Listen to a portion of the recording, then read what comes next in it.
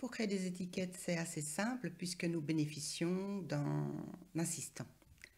Donc, je me positionne sur la source qui est ma requête Bruxelles-Mons-Liège. Je vais dans l'onglet Créer, dans le groupe État, et vous avez un élément étiquette.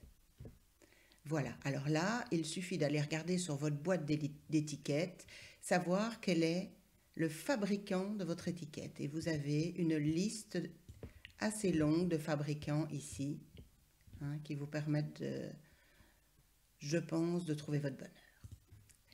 Je prends par exemple Avery. Si je prends le fabricant Avery, j'ai encore une série de numéros de référence que je trouve aussi sur ma boîte d'étiquettes qui représente en fait, on voit ici les dimensions de l'étiquette et le nombre d'étiquettes de front. Au cas où vous ne trouvez pas votre bonheur là-dedans, il est toujours possible d'aller personnaliser une étiquette, d'aller en créer une nouvelle, etc. Donc ici, je vais par exemple dire, voilà, j'ai affaire à des étiquettes de 5 cm sur 7 environ, 2 de front. Je vais prendre le premier, suivant. Je choisis la police dans laquelle je veux écrire mon étiquette. Arial, très bien. La taille de police, par exemple, un petit peu plus grand. Je peux choisir l'épaisseur de ma police. Et là, on voit qu'on va du fin au très lourd.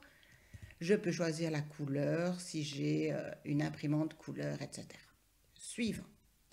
Et puis voilà, je vais dessiner ici à droite le prototype de mon étiquette. Donc je vais faire passer les champs de ma source et les disposer sur cette étiquette.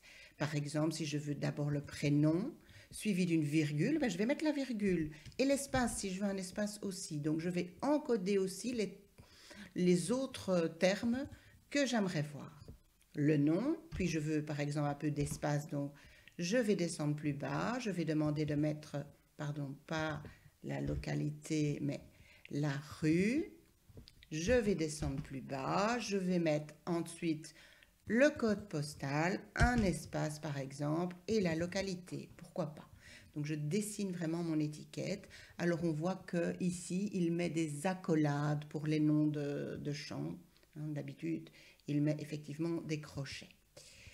Voilà, question suivante. Je vais donc de question en question, comme tout assistant. Question suivante, c'est est-ce que vous voulez que ces étiquettes soient triées? Et si oui, sur quel champ? Je vais les trier par exemple par localité et pour une même localité par nom de famille et au cas où j'aurais deux mêmes noms de famille par prénom, pourquoi pas. Suivant. Alors, comment souhaitez-vous nommer votre état? Il vous donne un nom par défaut, je vais le garder pour le moment. Je peux afficher les étiquettes telles qu'elles seront imprimées en avant. Je vais aller voir ça. Et voilà, j'ai mes étiquettes qui apparaissent avec toutes les personnes de ma source et je peux me déplacer donc ici bien de page en page pour aller visualiser toutes ces étiquettes.